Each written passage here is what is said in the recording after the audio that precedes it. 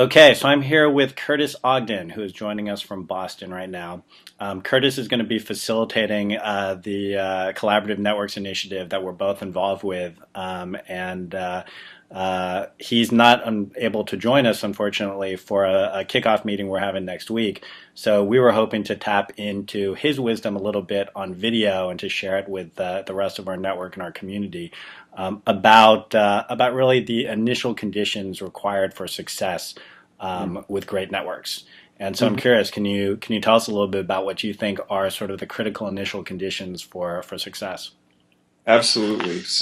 Yeah, sure. I'm happy to weigh in on that. And I think, as you and I have talked about previously, it's hard to come up with a one set recipe, for all groups. But in thinking back on a number of different network initiatives, this phrase, bring it, came up. And so I wanted to riff on that phrase to sort of illustrate what is helpful for these more effective network initiatives when individuals and groups bring it in different ways, and to say that there's a balancing act kind of articulated in each one of these. So the first point is really to bring it, if to be engaged, to come with enthusiasm, commitment to the cause.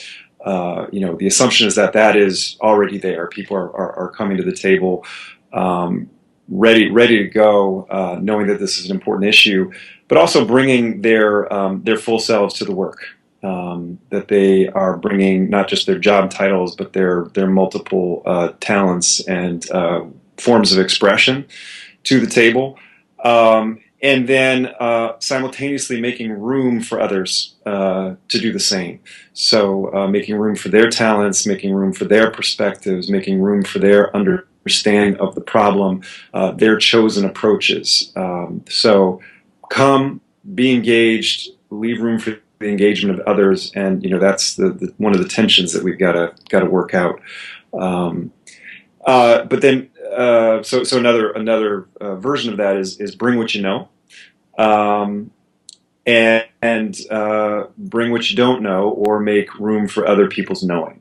That presumably part of the promises, or part of the reason one would sign up to do one of these collaborative networks, is because we understand that we can't do it ourselves, and so that's not just about enlisting other people's labor to carry out our solutions. It's about wrestling with this complex system to understand it better, to devise other kinds of solutions. Maybe it is about some of the solutions we've already come up with that we just need to do more of, or need more people behind, but it could be trying things we've never thought about, dreamed of. Bring what you know, make room for what others know, make room for not knowing. Bring urgency, bring that sense of this.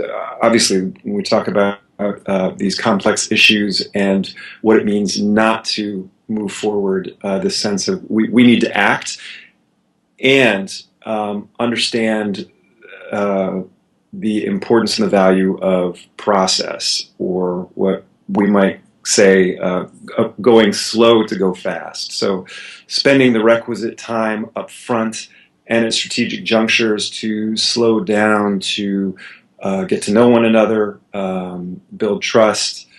That certainly comes through taking action as well, but also building alignment around process, how we're going to work together, building some of that upfront understanding that's going to serve as a firm foundation moving forward.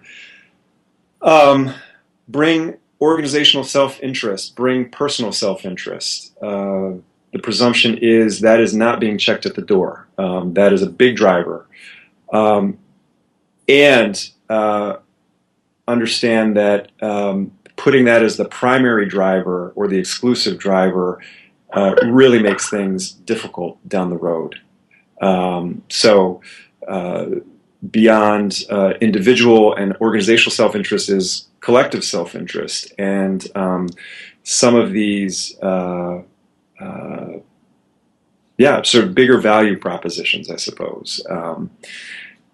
bring our critical minds, bring our analytical thinking, and I don't think I've actually really phrased it this way before, but also be open to both and thinking, that it's not just about singular solutions. It may be about yes, this and that. It could be that's true and this is true. Not one person is wrong, one person is right. So it's sort of opening up to complexity, not just linear analytical thinking. And I think that that is and I guess the other thing is just bring. I think really at the end of the day, it's also about bringing a real curiosity and a learning orientation to this work. I mean, it's complicated and it's rich. You're asking people to bring a lot of things to the table, and some of those things sometimes sound like they can be in conflict. Yeah. Um, how do you how do you help people basically keep those different things in balance while still bringing them all to the table? Right.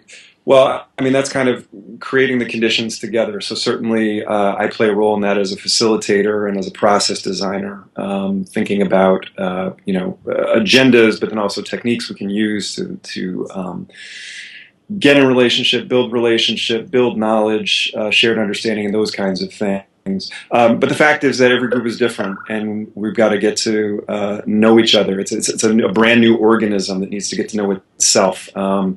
And so part of that is, through my facilitation, is helping people to reflect on who we are as a group, who we are as a network, what we need, how we can balance those different tensions, which are actually unavoidable. They're unavoidable tensions, and they're kind of the key to creativity and spurring movement forward. Are there other Yeah. Oh, sorry. Go ahead. Well, I was going to say, in terms of learning to balance some of those other tensions or hold on to that complexity, I mean, it's kind of hard to say that one is an expert in complexity and networks, but um, there are some patterns that evolve that are very similar in different initiatives, and so being able to reflect that back at the group, normalizing some of the tension, saying, "Hey, this may be what's going on." I think I've had the feedback that that can be very useful. That it's not just people leaving the room saying this should be easier than it is, or what's wrong with us, or what's wrong with this process. If that's all that's happening, that's an issue. But reflecting that back, normalizing some of that can be useful. Yeah. Are there any other important aspects of the role of facilitation, and yours in particular, that you think are important for people to understand? Well, just that, yeah, I mean, that I come as somebody who's passionate about the issues, but that's not my primary role, is to be passionate about the issues. It's there to help create the process and the structures that are going to serve the group that really collectively is sort of the content expert. So I bring that kind of orientation and humility to the work. Anything else you'd like to add while we got you here? I don't think so. Just sorry not to be able to join you guys next week, and very eager to meet everybody and get going. Well, we're sorry we're going to miss you too, but thanks for taking the time to talk here. All right, thanks, All right, Eugene. take care. Yep.